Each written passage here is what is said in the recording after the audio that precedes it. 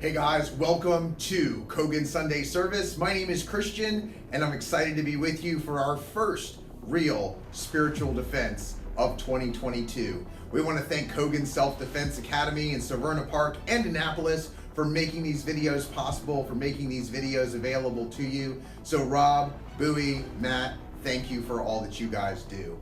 It's spiritual defense, and that means we're going to focus on three things. The first is to defend ourselves against the apathy, against the depression, against all those things that are negative that would slow us down.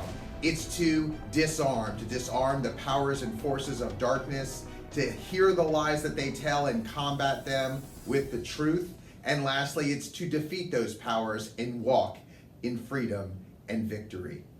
So it's a new year, and what does that mean? It means that we need something new to focus on. Every year I have a word that just sort of brings out a theme for the year. Last year, my word was opportunity. I looked for opportunities to encourage, opportunities to grow, opportunities to help.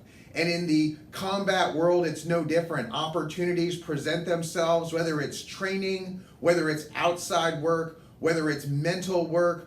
All those different things give us opportunities to make ourselves and those around us better. This year, my word is focus. It occurs to me that in combat sports, if we are not focused, it's easy to lose sight of what we're trying to do in the sea and ocean of all of the things that we could do. So let me ask you today, when you think about your training, when you think about your progress, when you think of where you want to be at the end of 2022, do you have a point to focus on? Without that, it's easy to go around in circles, to just grab a bunch of things, and then in the end realize that you don't have any more direction or purpose than you did at the beginning of the year. I encourage you, come up with a focus for your combat training, and you will be better at the end of 2022. In the spiritual world, it's no different. Our focus needs to be where we are headed, where we are going. In the spiritual world, if we don't have focus, it's easy to get caught up in all the circumstances, in all the drama, in all that this world has. And the world is loud. The voice of the world is loud, and it can be distracting, defeating, and depressing. And instead, we want to focus on what is good, what is pure, and what is faithful. So I encourage you today, make your spiritual growth and life a focus this year.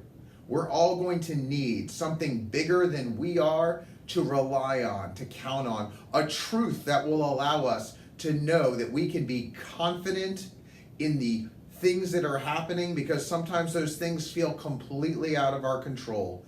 And without God, without His Word, without that anchor of truth, we will get blown around by the storms of this life.